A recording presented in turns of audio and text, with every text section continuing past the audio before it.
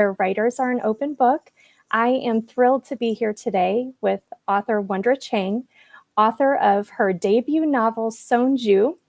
And we are here today just to learn more about her and find out more about the book and writing and publishing and all kinds of good stuff. So Wondra, thank you so much for being here. Just thrilled to have you and looking forward to this discussion today.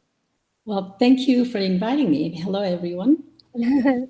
Thanks so much. So can you start first of all? We've got your beautiful book here up on the screen. Can you tell us just a little bit about the book? What is it about? Who will be interested in your book and why?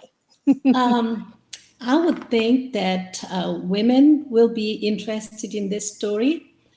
It's a historical novel based on a woman in Korea who came out of age during the Japanese occupation. And I followed the character for 20 years. So it's about her achieving her sense of self, maintaining, and she matures over time and she achieves her goal to be her person of significance. Awesome. It's definitely you write in such a beautiful and lyrical way, and I just like to point out that I know that you're writing in not your native language. English is your second language, and I just like to start by saying that's so phenomenal to me. I just think that is so amazing. Can you talk a little bit about that and crafting a work in your non-native language? Yes. I grew up in Korea. I immigrated to America in early 1970s. And in Korea, everybody starting in middle school, they have to take English courses, but they mainly teach grammar. So we are not taught, and there is no way to practice conversational English. And so I saw so many bright people getting all A's and failing in English. So I said, that is not going to be my fate. So I studied very hard. And at one point, I always carried a pocket English dictionary.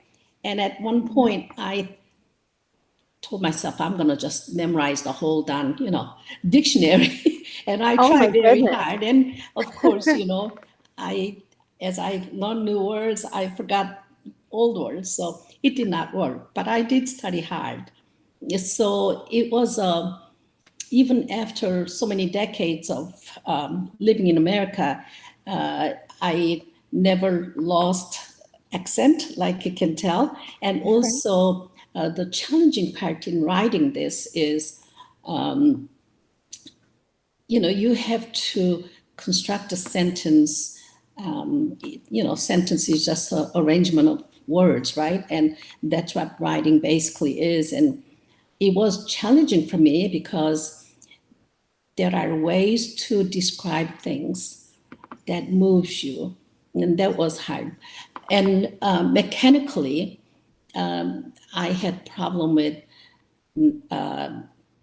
articles, prepositions, and tense, because we don't have a sense of article in Korea. So we say, I say that in the book, you say one apple, two apple, because you said two, so we don't match with apples, Oh, and sure. so there's that kind of difficulty as a foreigner writing in second language. So were you writing it all in your native language and translating, or were you just writing straight up in English most of the time? Well, at this point, I don't have command in Korean or English because I have been here for a long time and I lost Korean. And I know that when I talk in my sleep, I speak in English, I heard my husband. So my thinking is, I used to translate when I was still learning English, but I directly think in English. But there are terms, expressions that is better expressed by using Korean, but I cannot do that. So I have to figure out a way to express it in English. Well, I think you did a wonderful job because just, reading the book and seeing how poetic and lyrical your expressions are about what your characters are going through and the way that you describe things. It's again, I think it's wonderful for any writer, but I think it's especially impressive for someone who's writing in a non-native language. So hats Thanks. off to you on that. Yeah, That's thanks. amazing. I relate a little bit because my husband is also, his second language is English as well. His first is Spanish, and so again, just the fact that he was able to teach himself English and then be able to communicate so well and get to the point where you're thinking in another language. I remember that's what my Spanish teachers always used to tell me when I was younger too, was like you'll know that you know it when you get to the point when you're fully thinking in another language. And I hope to reach that someday. I'm not sure if I'll ever get there, but again, that's so great. So tell us about what sparked the idea of Sonju for you. There are two things. I love words, and especially because I had to learn another language, words became more important to me. And I love stories. And I go back to my childhood stories, and especially when I was living in my clan village, the old women, clan women will get together, they talk about things. And Mm, so I used to listen to that, and how interesting. And the time period that Sonju grows up in and becomes an adult, divorce was not talked about. It was not an option for anyone, not just for women, but also men. And men right. can have concubines, mistresses, but women, no matter what men did, women stayed faithful in the marriage. And so I thought about a woman who divorced in spite of that social structure or social demands. Mhm. So how would her life have been after she left the marriage and leaves a child or children? How would the life have been for a woman who left the marriage and still negotiate life afterwards in that cultural norm and social order? So it's just my thoughts that just I let it just stretch, and that becomes a story for me. Sure. Well, and you set it up in an interesting way too, from the very beginning, that you can see that Sonju is an independently thinking woman and has her own ideas about what she wants her life to be. And so, can you tell us a little bit more about that, just from the very beginning of the book, and what her ideas are like versus others, the ideas that others have for her? Okay, the time period is a very interesting stretch of time in Korean history. So Korea was annexed or occupied by Japan since 1910. And she was born in late 1920s. So what Japan did was they forced the people at public organizations such as school or work to speak, they forced them to speak in Japanese.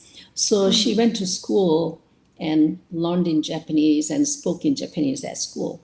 But Koreans, to a large degree, kept their own culture and language and customs. And so at the end of World War II, the war ended and Japan surrendered to General MacArthur. Mhm. And so at that time, not just Korea, but they occupied a lot of other countries in Asia, and they all became liberated. So Korea was at a limbo for about 3 years, and it was administered by U.S. Army. I think they call it UN Army, but it was mostly Americans. And for 3 years. So because the World War II was won mostly by America and Russia, Soviet Union, they drew the line. They didn't know the intention was not to divide the country. But because of their respective interests, it ended up dividing the country into North and South. Sure. So she was in South Korea. So she goes through that period. And then there was an election modeled after America's tradition and constitution. And so we had an election. There was an election. It became a republic for the first time. Before Japan occupied, it was a kingdom. So during the Japanese occupation, because America forced the Japan to open for trade in the 1800s. So they accepted a lot of Western technology and science and knowledge. So that's what she was taught at school. But then when she came home, it was old Korean tradition, the way they always lived for centuries. So there was dissonance there in her life, and she liked the American way. She liked this modern way of thinking, about equality between men and women and class and all those things. So I wondered where she gets that idea. You say that early on in the book that she has her heart set on marrying and having a relationship based on equality. Do you think that it's, like you said, some of, again, like that American occupation and some of those newer ideas at the time that inspired her? yes, and she because of Japanese education, and some of the Western ideas were imported, right? And there were magazines, and she gets the magazines, and it shows the visual. When she was a teenager, she sees the photograph of American family gathering, social gathering, American social gathering, and there are boys and girls dancing, and father embracing the daughter. In Korea, we do not touch, and we do not use the word love. We just know our parents love us by what they do for us, but we don't use that word, and we never touch opposite sex, especially. So she's just amazed, and I want that kind of life. And in the book, she experiences when she was 15, she is gathering with her friends, best friends, Kongu, who becomes her boyfriend. She has a sexual awakening when her bare arm touches his. She gets some kind of awakening there, awareness. Sure.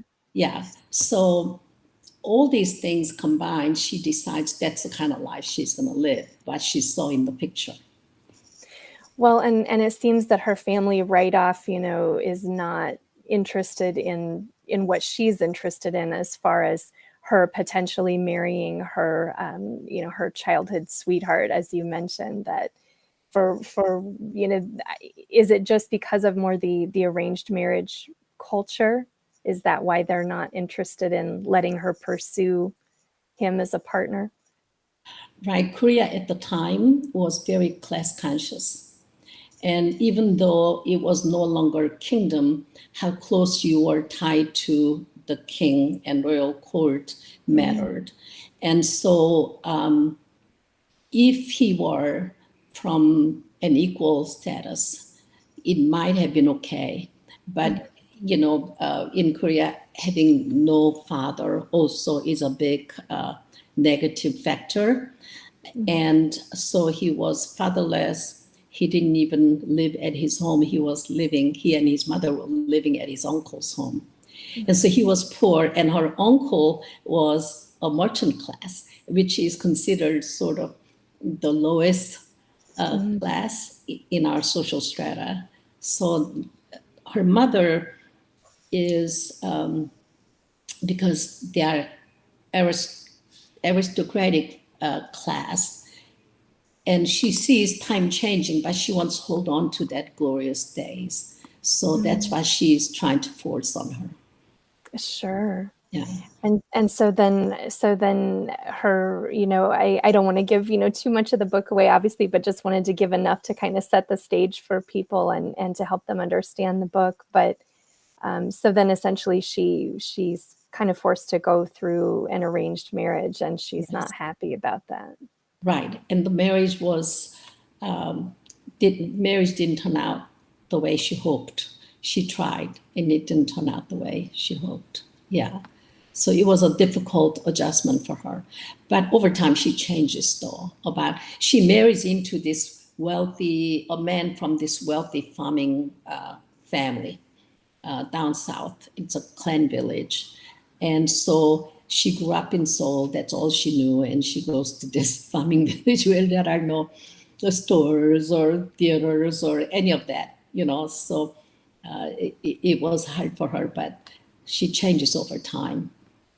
Yeah. Her Well, relationship with the place and the people.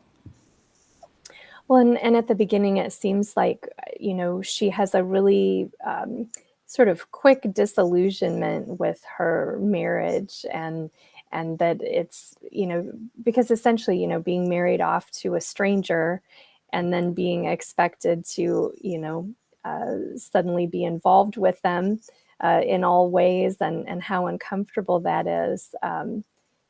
Like I felt when I was reading that part that I'm sure there have been many women throughout history who experience such things, and I feel like you do a great job of, bringing that experience to life and helping us understand women of the past who had these kinds of experiences. Right. Disappointments builds up no matter how hard she tried. And she also, it might have been different if she didn't have a boyfriend who had the same idea as she did. So Sure. her plan was to have this really enlightened marriage where husband and wife are equal. And that was not the case in the marriage. It was a very traditional marriage. Women are kept in the house. So even endearment, I use dear, but actually the endearment, what it means is inside woman. Oh, wow. Yeah, they call the wife inside woman, and men took care of outside things, big things, Wow. decisions, and Interesting. yeah, Right. right. So Oh, that's interesting. I'd never heard that before with that terminology. So that's interesting. Well, and I know that we were just, talking briefly before we got on about a great review that we just saw today about your book that appeared on broad recognition from a feminist publication at Yale. So can you tell me sort of how you felt about reading that, and sort of what your take is on that reviewer's take of your book? yes, it was last night. Yeah, last night I couldn't sleep, so I just because it had been a long time, I checked what Google talked about Sonju. So I just typed in Sonju, and I am going down. I have seen others before, and said, oh, okay. Now not only Amazon but Target carries it, Walmart carries it, right? So I said that's great, and I also saw foreign countries like Germany and Australia, even Japan. They are trying to sell. I guess they will take orders. So it's talked about my book, and along I was going along, and there was this review. So I read that, and it was wonderful. And obviously, she is a Korean woman, young Korean woman who goes to Yale, and I don't know her, but We may after this, after after yeah, yeah, mentioning yeah. her So blog I and posted it. I sent it to my daughter. Texted to my daughter and said, "Mom, that's a great review." So I'm going to contact her and thank her for the well, review.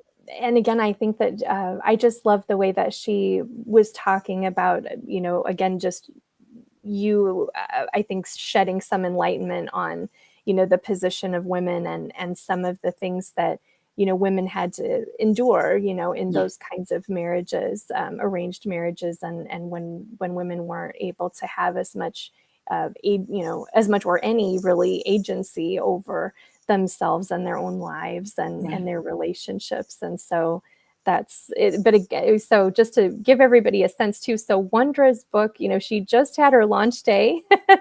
yesterday, and it's still it's in pre-sales here on Amazon. I'll pull up your book again on the screen. And so it's just kind of, I'm sure, it's always exciting when people are starting to talk about your book, but especially when it's kind of so fresh and new at this point, and, to be getting, reviews already and things like that. So how does that feel? Well, a friend of mine asked, so, were you really excited? So let me share with you about my publishing experience. It took me about It's quite a 10 story. years to, yeah, 10 years to write this. And I will talk about it a little later, about writing process, my writing process. But Mhm. the way it happened is, I'm so fortunate. I went to, we have a literary organization called Gemini Inc. in San Antonio. It's wonderful. It offers classes, in-person and virtual classes, and it holds events. And one of the events they hold is the Writers Conference. So they invite all the well-known authors nationwide, and we have panels, and we can we can sit in the panel to listen to the panelists and so forth. And I actually volunteered to kind of be on the floor and greet the people who bought the tickets and so forth. So I walked around and came to this publisher's desk. There were vendors like a lot of university presses were there. Mhm. So I came to this table and I started talking. I'm writing about a woman, and I explained about Sonju. And he said, I may be interested in submitting to you. And said, okay, okay. She was very nice, and I kept in touch with her off and on. And then 2020 AWP, during that conference, that was the beginning of COVID. About half of the people, panelists and vendors, chose not to show up because of the concern. Wow, sure. And so she was there, so I hung around her booth, and then I was her San Antonio contact because she's up near Dallas, and so I had a chance to watch her, and she was very good to her authors. She calls my authors, and so I like that very much, because I figured if I get my novel published, I'm going to have a long-term relationship with this person. So it was important for me to figure out if I'll be able to work with her long-term. Right. So yeah, I really was impressed by her warmth and the way she relates to her authors. So when I was done, after several beta reading was done, I just sent her an email. It says, "Okay, I'm ready. I'm submitting this to you." And I didn't want to give her a chance to say no, so I just sent it to her. And she wrote me back and said, "Well, there are several manuscripts I got to read before yours." I said, "Okay." And then in about 2 days, I received an email from her that says the heading was, "I read it straight through." So, and then she said, "Wondra!" exclamation mark. And so she talked about how it affected her. She couldn't do much else but think about my novel. And she said, "Do you want to write a contract?" So I said, "Sure." But before That I is, said sure, I was so excited. This is my debut novel. And so I walked around my living room several times before I sat down and said yes. So that's how it happened. wow. And That is then, so that is so phenomenal. yes, And just if I just want to say briefly for anyone who, may not be a writer or an author, that, you know, this is so what Wondra was able to do there by, meeting someone at a conference, and then, that she didn't send a query letter. She didn't, she kind of didn't follow the rules. She sort of did her own like guerrilla, book pitching process there of like, no, I'm just going to get this in your hands and we're just going to go for this. And here yeah, you go. Just try it. Because so many times you see, there's so many rules around that. And so right, I'm just kind of educating the audience a little bit about just how right. phenomenal that is to be able to, make a connection with someone, email them the manuscript, and then the fact that, that's so great that they loved it, she wanted it, and that's just such a great story. It is, isn't it? I mean, my publisher, it's Medville, it's a small press, Medville Publishing, and I did research before I submitted, and it published some wonderful works. So she doesn't publish a lot per year, but the works that she published are really, really high quality. So I was comfortable with that because it took me 10 years to write. And, it's got to mean something to me. I don't want it Right. to go to just anybody. So, anyway, so it turned out real well. I'm so grateful to Medville Publishing. That's great. And I think too, it's just so it's so encouraging as a writer too to hear that, of course, yes, you can do, you can write book queries and you can do things all the right ways that you're supposed to, but you can also go rogue and do your own thing and reach out to someone and make that connection and have success with that. And so again, I think that's just, to me, that's so inspirational. And I hope that other aspiring authors, listening to this today are also, inspired by that as well. And maybe not afraid to take some chances and, maybe they don't have to send that query letter. I don't know if that's what you would advocate or not, but how do you feel about that? Well, I know some authors who said 100 rejections, and I just didn't want to spend that kind of time. So, the thing is for any kind of business you are in, for anything you want to do, you have to make connections. You cannot do it alone. And you got to show up to make connections. Right. And that is a very important. I'm a psychotherapist, so I used to teach these things. That Right. is so important, that you show up, you got to be present, and you make connections, you try to help others. You don't want to just succeed just yourself, and there are others, and it becomes a community. I see writing as a writing community, the other authors and so forth. So to me, I was very fortunate that I had this chance to meet the right publisher, and we fostered the relationship. I stayed in touch with her, and that's how it happens. So I would not say that's what will happen to everybody, but there are Right. many different ways of getting it done. Yeah. Yeah. Yeah, I think definitely what happened with you is probably a rarity for sure. But again to me it's so fun. It's so fun and exciting and inspirational just to be like, wow, she emailed it off and they loved it and she's in and it's the right, I think too, just like you said, finding the right home for your book too Yes. is important. Right. Finding a publisher that you're truly going to be comfortable with and that you feel is doing their best for you, and then you also trying to help market and do the things you can as well. Right. So can you talk a little bit about that, kind of like some of how you're getting the word out there about Sonju, and what kinds of marketing things that authors should be trying to do? my publisher guided me, because once I wrote the contract, I didn't know this. It took about 15 months. It took 15, 16 months. I think that's normal in publishing industry. It takes a lot of different processes, a lot on my publishers and also on mine. So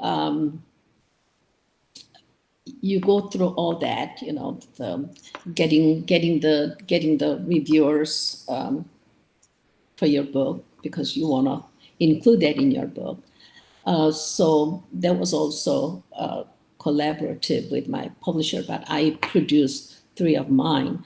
And so that's another reason you really have to support other writers. You got to get to know them. You may ask them to write a review for your book when you get your book published, because you cannot just ask Oprah to write it for you, right? Right. Well, we wish we could. Yeah, She's yeah, probably not yeah. available, would be my guess. But man, that'd be awesome. Or, just to go ahead and get the Oprah's Book Club sticker, get that right on the front. And Right. So anyway, it's very involved. And I didn't realize what kind of work publisher has to do to get a product finished and get it published. So it took about 15 months. So is there more that you want to know about the process?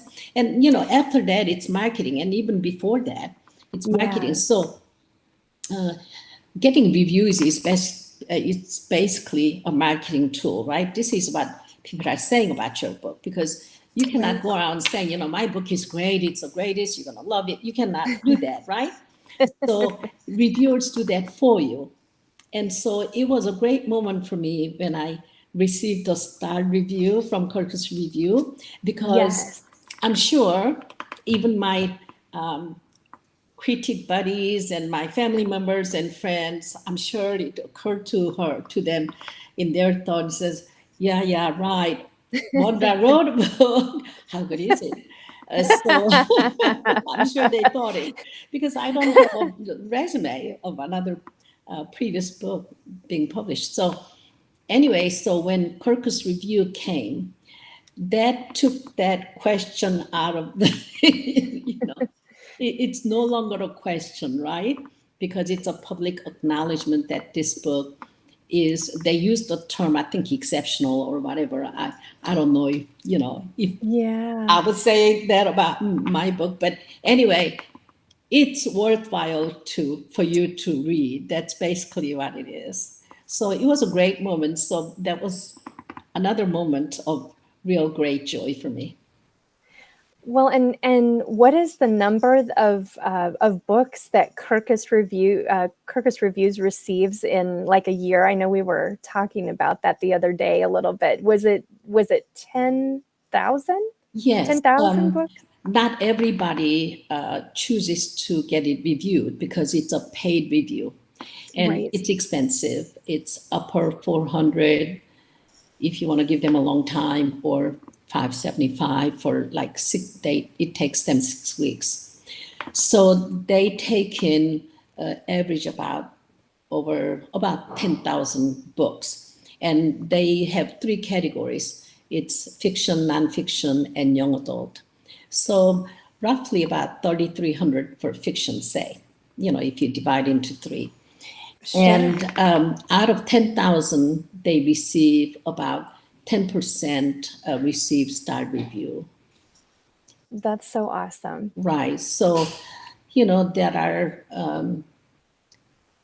in fiction itself, there are about 330 books a year that have, average, I'm talking about average, Right. that receive Right. reviews. So what that does is not only public acknowledgement, but I think libraries, there are 16,000 libraries in the US, my husband researched, and libraries are likely to stock your books on their shelves, because I heard that they heavily rely on Kirkus Review and New York Times review. Sure. Right. So it helps. Right. Well, and I mean, that's again, that's just so, I think that's so impressive and so exciting that you got the star review when you look at those kind of numbers and thinking that, oh, they probably get, over 3,000, fiction books in a year. And just the fact that they singled yours out as, kind of one of the top, 10% of that, that's really exciting, I think. So Thank you. is the Kirkus review something that, would you suggest that for other authors too? Is that something that, again, just because it's so well respected, that's something that they should pursue as kind of a part of their marketing and publishing? I would say so. I mean, it's up to you because this is the option they give you. They email you the reviews, and they'll explain that you can choose to publish or not publish because not all the Right. reviews are positive. So if Yes. it's horrible, you will choose not to because they print the whole thing, right? Not just part. Hmm.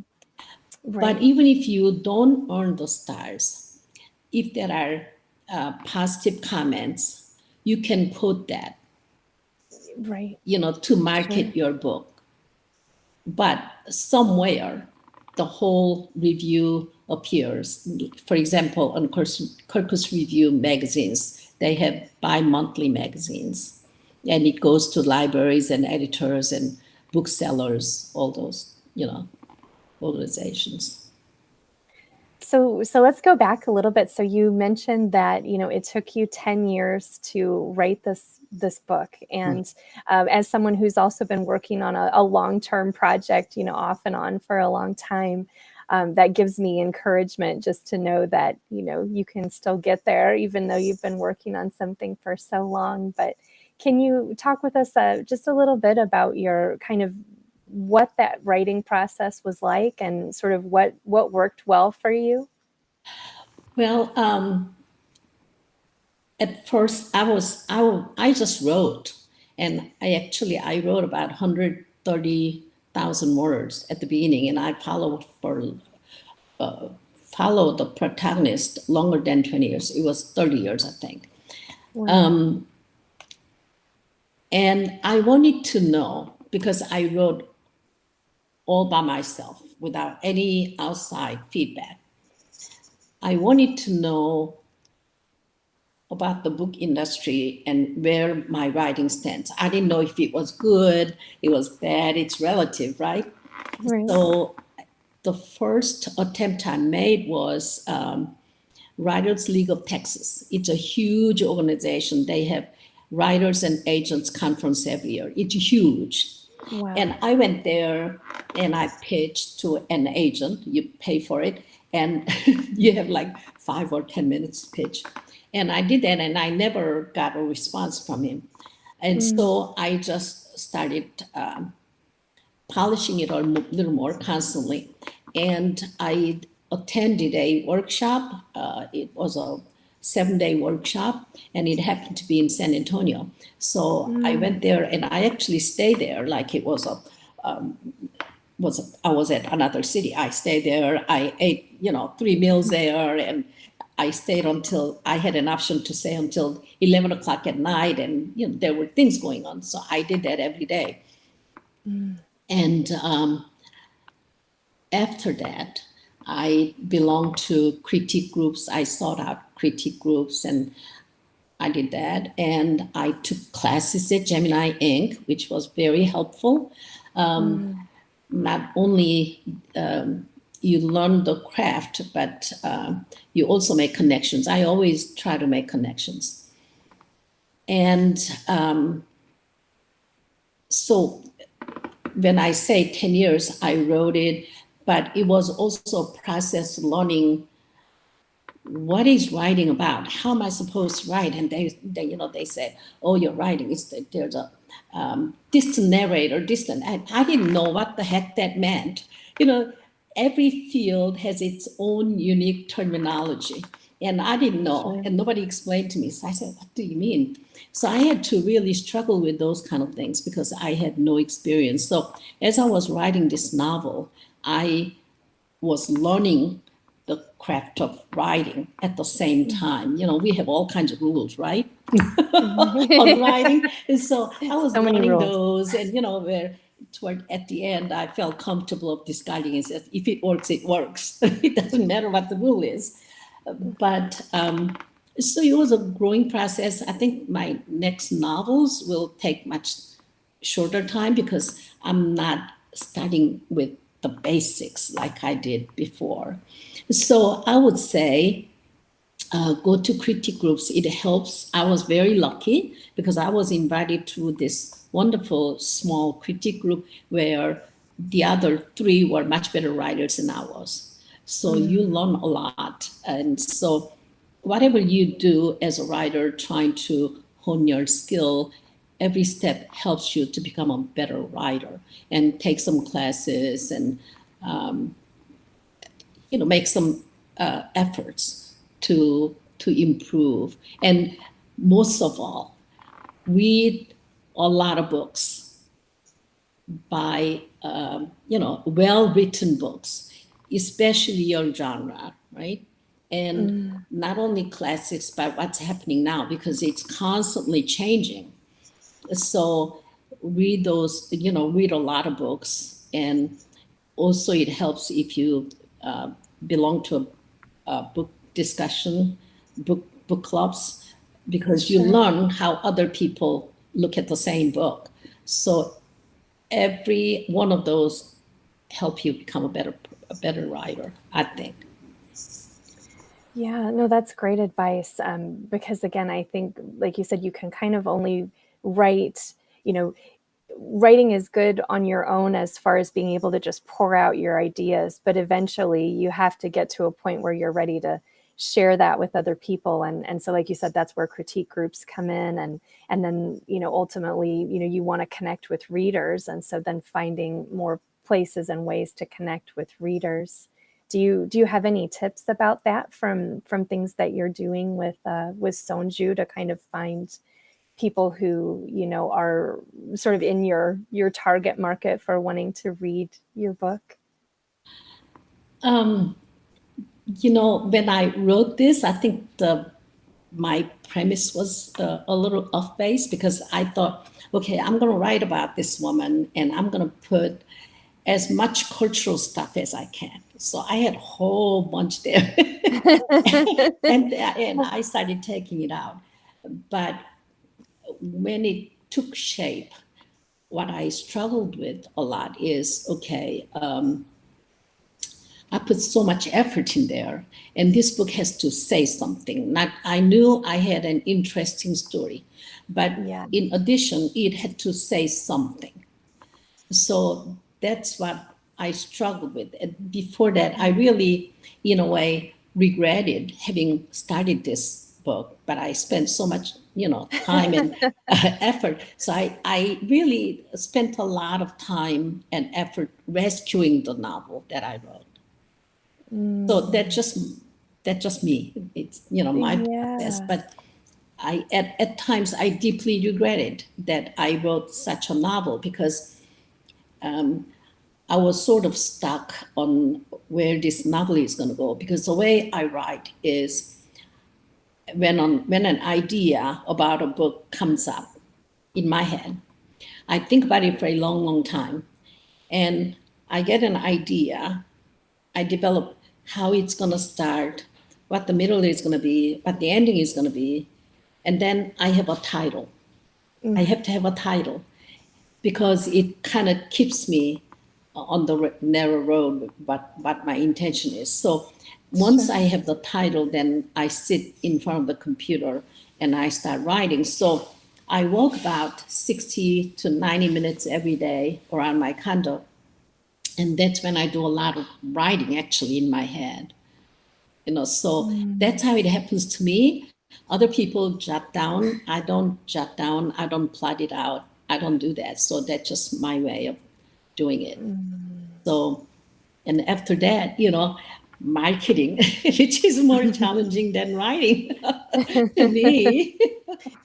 I would agree, and I think there's probably a lot of authors who would agree with that too. It's more than, kind of getting out from behind the work and then trying to reach out to people and trying to, network and, Right. all those kinds of things that can be a little harder for many writers who are probably more naturally introverted versus or maybe somewhere in the middle, but not like full on extrovert. I want to be out there marketing and telling you how great I am all the time, or telling you how great my book is. And I think a lot of writers have, kind of a natural reticence, toward that. And but I'm intrigued when you say, when you say about rescuing your novel. I'd like to hear more about that. So did you say you wrote 130,000 words at the beginning? Yes. That's a ton. Yeah, that's a ton. It would have been That's like, a lot. right, over 500 pages, right? Right? Oh my goodness. So I This is had like a Lord of to, the Rings kind of thing here. you constantly ask yourself, even a sentence or a paragraph, is it necessary to drive the story? You are going somewhere, right? With your book, you start, you middle, and you are going somewhere. And I constantly ask myself, is this necessary to tell the story? So I figured, I think it's okay to cut out, just follow her for 20 years. And I don't need to add all the stories about this supporting actors, right? Sort of, because you followed that before. But so I cut it out and it didn't hurt. And I just didn't, like memoir writers, I'm not a memoir writer, but they just write a story the way they lived it, the way, they experienced it. And I say, so what is your memoir about? It says, oh, it's about my story. It's about okay. Why should anybody read it? Right? Everybody has a story. Why should Right. anybody read yours? So what is it about? And so even memoir, it has to be about something, right? So that is There has to be a hook there, right? yeah, I mean, it has to say something, right? The book has to say something. I don't know how else to describe it. And so that makes the point of the book, sort of. What is it about? So, what does it say? And so I really had to think hard about how to do that. And it was hard for me. I can just write a story, story funny, sad, or whatever. But what is it about? The core meaning of your book. So, what are you trying to deliver to the readers? So, because Sonju lives during this very kind of tortuous period of Korea. It's a very, in a way, very ideal period, right? Like there are a lot of books about Jewish struggle, right? And battles and wars. It's because there's there are a lot of rich stories there. So this provides that the time that she lives through in Korea. So what I did was I kind of I matched what's going on in Korea and what's going on with her. So, it's reaching because Korea, when I was growing up, it was a war-torn, very poor country. And look at it now. If you go there, you will think that it's far more advanced than America, to be honest with you. Sure. There are lots of buildings and technologies. Well, it's more advanced than it is in America. So a lot of things are shiny over there. But anyway, so in such a short time, because the Korean War was in 1950, it was devastating. And people were actually boiling, I heard this, people were boiling pine barks with water to sustain their lives. It was Mm. that poor. Wow. So it parallels. So she also, as the nation prospers, she also blooms as a person. I'm not talking about Wow. wealth or anything, but Right. inner growth. And so she reaches what she was seeking all her life, even as a child. Yeah. Mm. So that's what I think that's what elevated my book.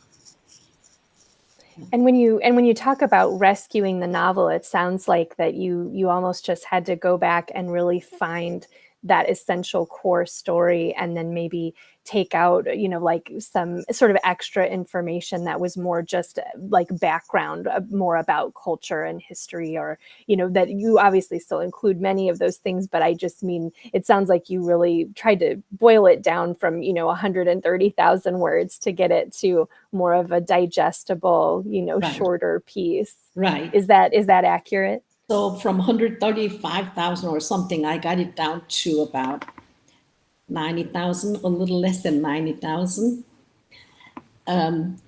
So I just got rid of, I don't have a problem. I don't get attached to something. So I don't have a problem getting rid of things. So Mm, I cut out a lot of things, but then I had to add things to make the story relevant. sure. So that took a lot of thinking on my part. I don't know how other authors attack that problem, but that's how I did it.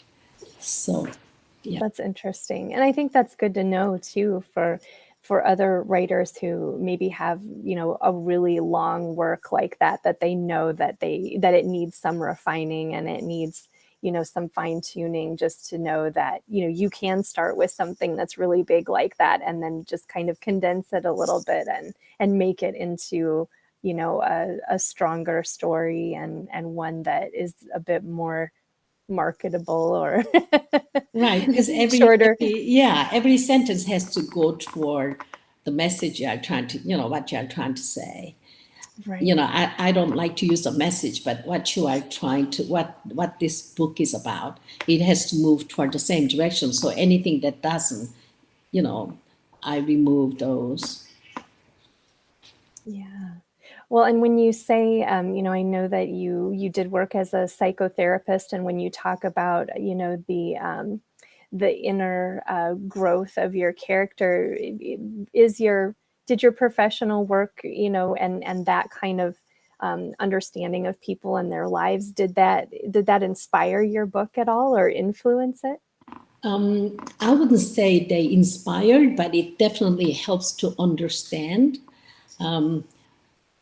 how people,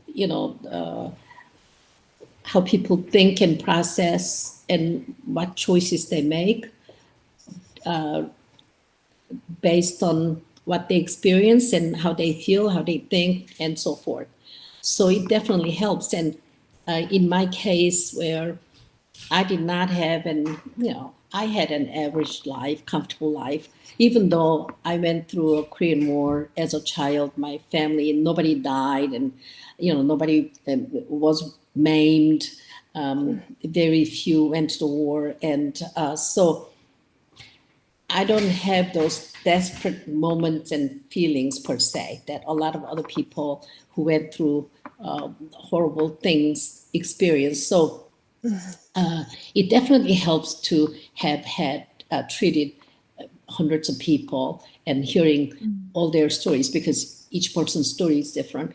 And so it definitely helps, because I myself haven't experienced that. For example, like if I were to write addiction, I don't know anybody who is addicted around me, and I attended some Al-Anon and open AA meetings just to understand them, to be able Sure. to treat my patients better. So it Mhm. definitely helps. So I don't think I'll ever write a memoir. I'm not, I just didn't have an extraordinary life. There is no life Sure. story there.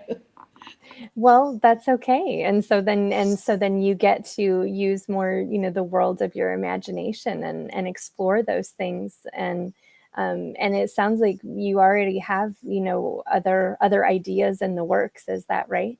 For your Yes, next books? yes, yes. When I studied Sonju, actually, and this is why I think it took longer for me. Um, I wanted to write this very quiet, reflective kind of novel. And I love Kawabata's Snow Country. It's an old book. It won Nobel Prize. The author Mm. did, a Japanese author, and it's a very quiet and sort of meditative book. But there was a lot of intense emotion bubbling underneath. So I wanted to write that kind of book. And you know Mm. what? I was not good enough to write that. I could not write that. And when people, beta read and they said, well, you know, there has to be this drama, right? American novels have lots of drama, ups and downs and conflicts and whatnot. So, so I had to You create need to things. you need to up the drama quotient. This is an Yeah, American yeah, audience, and that's yeah. what we I expect. had to create things, right? Create some conflict, create some, whatever. So my next novel is, I'm going to try again this quiet, more, it has to do with more interiority of a person. So I studied some years ago and I put it aside because I was finishing up Sonju and I'm having fun with it. And it has three protagonists, all starting with first person. And Mm. that's what I tackle because I wanted to do that because it was a challenge to me. So I want to tackle it next time. So I don't know if I will be successful, but I'm going to try very, very hard. Well, it sounds like you learned a lot with your first book experience, and learning the writing process and all that you did, at the same time. So it sounds like you should have great background to write more of the sort of the simmering, internal introspective, piece. I think some of those elements probably show up in this book too as well. Yeah, But yeah, yeah. So that's my plan. well, I'll just ask. I can see that we've got about 15 people watching live today. And so if anyone has any questions for Wondra, I'll just kind of open that up, that I should be able to see your questions here. So if you have any questions about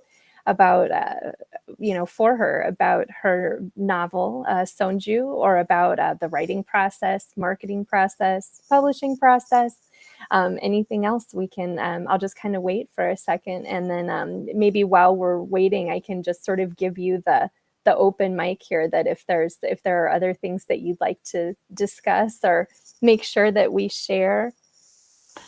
Well, okay, let me see. I think we covered quite a bit, right?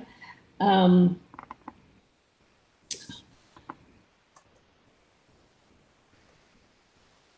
um, I think writers have to struggle, I think, with their craft every time to be fresh. I think that's why I am hoping my second novel will be a very different kind. And my third novel I studied some years ago. So I'm hoping there's at least two more books for me. It's going to be because I was so fascinated by 100 Years of Solitude. So I want to tackle magical realism. So the Oh, third that's book is going to awesome. be about that. So I have a title. I know, I began and I know how it's going to end. So it's about an Wow. artist, and the title is The Monk and the Revolutionary. So, it's actually it's a female monk, but I don't think there is one word that describes female Buddhist monks. So I just stuck with Mm. the monk and the revolutionary. So yeah, I plan to have fun with it, writing magical realism piece. The third Yeah, one. I love that genre as well, and Yeah. I remember studying that some as a undergrad English major, and it's just so interesting at times how, you know, your life is just going along, and then all of a sudden, you know, a chicken falls into the room or something, you know, Yeah. and just that those ideas of, you know, how magic can influence our lives and how those things can be, you know, representative of, you know, what's going on with the characters. And I do see we have one question that I actually missed earlier. So Juanita asks, do you plan on using the material that you cut anywhere else? So any of the material that you cut from Sonju? I saved those. When I cut it, I saved it, but I never looked at it again. I doubt that I'll use those because I am more interested in coming up with fresh ideas every time. I saved it just in case. But there might be actually some good things. So when I write, my second novel, I have about 12,000 words, but probably only about 3,000 would be workable. That's just how I figure. I just write, and out of that, I may keep about 3,000. So it's a process, and I think in order for the book to be good, I think the author, because it's basically a reflection of us, right? What we put out there, it's our thoughts and processes, and so I think you have to struggle to figure out, how you're gonna attack, this process, how you're gonna go about writing your book. Yeah. Yeah. I know there are people who are capable of writing like 2 books a year or book a year. Even though I started my second novel some time ago, I'm hoping I can finish it by the end of this year. So that means another 15, 16 months before it sees, you know. Right. Yeah, it Well, appears. it sounds like you have your momentum up, and that's great. So after kind of slogging through Sonju for so many years and such a long time, at least the advantage of that is now it sounds like it's really gotten you moving on your next projects, and that those won't take, you know, quite so long to complete, hopefully. Yeah, that's what I'm hoping, because I took so long to learn the basics. So I kind of get the feeling at some point in writer's life, I think, you get to the point where I think I understand what writing is about. So, Mhm. so I have felt that. So I'm hoping it won't take as long this time. Yeah. I guess that was one question that I didn't ask earlier is sort of what inspired you to be a writer? What inspired you to start writing? I think that's a good question. Yeah. I'm telling my age here, but I was 4 years old when Korean War happened, and it's not like what you all imagine when we say there was a war. It's not like everybody's out there fighting. Mm. Most people went on their normal lives, and their family members, sons or husbands might have gone to war, but the rest of them just went on with their lives. Mm. And so I remember the only memory I have is walking between the rice pads, the rice paddies and rice fields. There's a small, narrow dirt road raised up because rice fields are lower to hold water. So I remember walking with my mother, my siblings, and I guess we were coming back from evacuation. I don't remember anything about evacuation itself. And then my father was transferred. He was a banker, so Mm. I moved there, and I remember hearing stories about the communists, because it was a very turbulent time. There were South Koreans. At that time it was one nation before the war. Mm. That is not true. After the World War II, and there were a lot of South Koreans who read Marx, and so they believed in communism. And when the war happened, they became sympathizers. So they were hiding out because they were losing the war. And I forgot what your question was. Oh, what inspired you Oh, to become a writer? to become a To writer. want to So in write? that little village where most people have not seen a train, it was a remote village. I don't know why there was a bank and police station and post office. I don't know why they were there because it was a remote village. And when I started school, I already knew how to read and write and stuff. And my teacher, one of my teachers figured out, how the teachers have you write, draw pictures. And the teacher thought I had talent. So he took me and another boy, instead of being in the class, took me out in the nature. And so I really thought I was going to be an artist when I was young.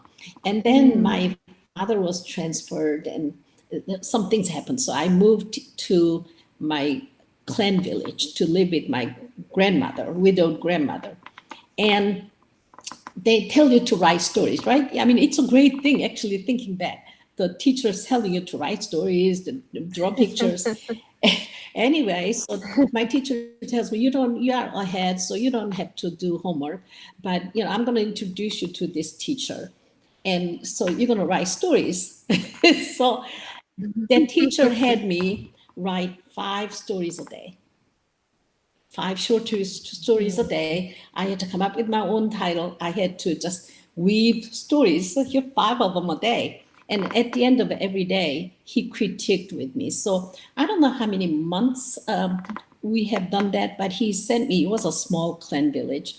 He sent me to a big city, capital city of the province, for a in vivo, in-person writing contest. So there were like a big classroom, and there were like about 100 students. And Oh the my judges, they say, okay, the title is this, write. So we just write. Oh gosh. And I won the first place. I won the place, whatever it is. Oh The my top. goodness. So, it surprised me. And so it was published in the province newspaper. I don't know what my mother did with it. We used to have a copy, but my mother passed away, so it's lost. So then I thought I'll be a writer. So when I went to university, I studied journalism.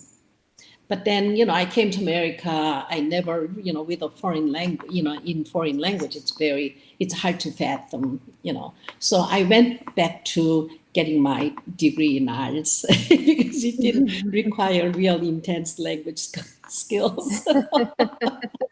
So I had to wait until I felt competent to write in English. So that was the, sort of impetus on how I wanted to write. And I love stories. I love language. I just admire well-written sentences, So that, Well, and I love the story about that writing contest, and how interesting is that to be, in a room like that with all of these other writers, and okay, go, like, and yeah, I know that there are some virtual things like that, today, where there are, um, I know that there's one locally through the Midwest Writing Center. It's called Iron Pen, and it's kind of like that, where they give you like a concept, or they give you an idea, and then you have to go ahead and hurry up and make it into something within 24 hours, or 48. I think it's 24, but don't quote me on that. But I think it's interesting, the connection with the title that you yeah, said, you always have to have a title. And so then the fact that they gave you a title, and then right. you were able to produce off of that. And I think that's such an interesting connection with your current process too. So maybe that also got, germinated really early on. Right. I think that, having to write 5 stories, when I think back, I think that I got pretty good at just spinning stories. You know what I mean? I mean, Yeah.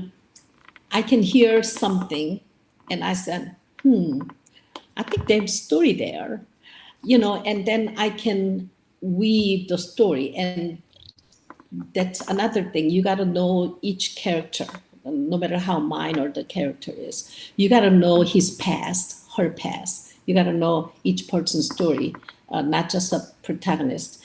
So I said, there's a story there, and the reason why he is, and so you start thinking. So I think, that's why it's called creative art. You have to Sure. write, you have to be creative. So, and then skill that takes a lot of effort to acquire.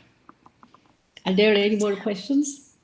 No? I don't think we got any more questions. I just was going to ask if you had sort of any final words of advice, maybe for fellow writers who are maybe slogging through their projects and trying to rescue their books. What advice or encouragement would you offer them? I don't, this is my first book, and I learned, how to write through the process. So I don't know if I can give advice. I'm just saying that this is the road I took to write this book. I will say Sure. that. Well, I think when you actually, I took a course with Amanda, what is her name? Ward. And she's the author, Texas author, who wrote, I'm advertising for her now. She don't even know. She wrote, recently wrote a book called the Jet Setters. And a lot of people have read it because it became I think it got picked up by Reese Witherspoon book club. Oh, So yeah. Okay. it became a New York Times bestseller. And before that, she wrote a wonderful book called Blue Sky. And anyway, she came to Gemini Inc. and taught a class. And let me gather my thought here. I don't know why I started this talk. I'm at the age where I forget things. No, that's okay. I forget things too. No, we were just sort of talking about advice, and you were saying I don't really have advice because this is my first time. But then you were starting to talk about. Yeah. So I don't know if I can give anyone advice. You have to take your own unique journey, whatever your thing is, because I mean, first of all, I lived a long life. I'm a lot older, and then most people. When I got the contract, I hurried up and checked how old was Grandma Moses when she first. I'm younger. All Not right. much younger, but younger. Hey, we'll count that. It's good. Yeah. So she said, I know why I brought up Amanda. She told us that sometimes she checks out, she checks into a hotel. She has young children to write. And I never did that. I don't think I was ever that dedicated in writing. And she said she used to, and she has MFA, and I don't have MFA. I studied journalism, and it was almost all about theory about newspaper writing and that kind of stuff. And she said she sat down and tore apart the book she likes, tore apart each sentence. That's dedication, Wow. Yeah. So what I do, I don't do that. But when I wish I can remember the author's name, but I was reading What Belongs to You. Have you read that? I haven't read that, but the title sounds really What Belongs familiar. to You. And the sentences are so eloquent. I cannot do that. I just cannot do that. I mean, I just envy people like that. But I think you do. I'm just going to pause and say, I think you do that in your book, because I think your writing is very lyrical and beautiful, but Go ahead. Sorry. Yeah. So when you get serious about writing, when you read somebody else's books, because that person went through the same thing as you, he sat down and wrote, right? So really study those sentences and how each sentence is formed. That's what I did, and that I think teaches you something.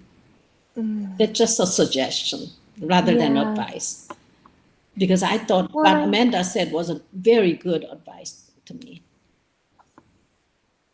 right. Well, and I do think that's sort of a classic, key component of becoming a good writer too, is to read good writing. Yeah. And so, you need to have that creative output, but you also need to have the creative input and study. And so I think that's an excellent point to make too. So do you have any other final thoughts, Wondra, that you'd like to share? Well, I hope you read my book. And if you read, this is the marketing part. I'm not comfortable. I did not do Facebook. I signed a long time ago, but I was not active. But my publisher said, well, you're going to have to get involved with that. So pretty fast, I have now about 1,500 friends, I think. I don't know how it happened. I don't know what I'm doing on Facebook. So I make lots of mistakes. Technology and Wondra don't go together.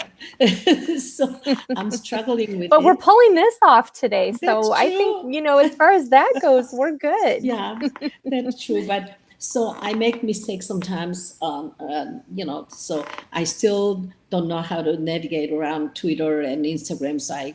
And then I have my website. So you can look up my name or the book title. Once you read, if you liked it or didn't like it, doesn't matter. Please write a review, short blurb on Goodreads or Amazon or whatever. I'm just following traditional marketing strategy that other people are following. I don't know how to market a book. This is my first time. So I really would appreciate it if you do that. So yeah, I think you will enjoy the book though, the readers. Yeah. Absolutely. It's a beautiful book, beautiful cover. I think that cover is just so, so lush, and so it just draws you in. Yeah. And so hopefully people will be, drawn in by that, drawn in by the conversation today. And I think you make an excellent point too, that many people may not know is sort of, it's kind of a cliche to say there is no such thing as a bad review, but in the case of authors trying to get exposure, the more reviews you have, the better. And so I think that's kind of a surprising thing, though, because again, sometimes people think that, oh, it's got to be this glowing review. Well, not always. If people are reading your book and they're talking about your book and they're taking the time to write a review, those are all good things that are going to help, promote your book in the long run and get it more exposure. Right. Yeah.